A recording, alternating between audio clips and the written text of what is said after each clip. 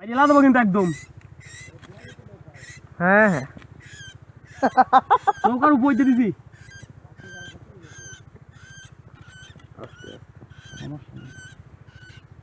কি পেছনে কানা হয়ে গেছে দেখেছেন এই চোখটা? হ্যাঁ চোখই কানা হয়ে গেছে। মানে আর 1 ঘন্টা থাকলে মরে যেত। হ্যাঁ এদিকে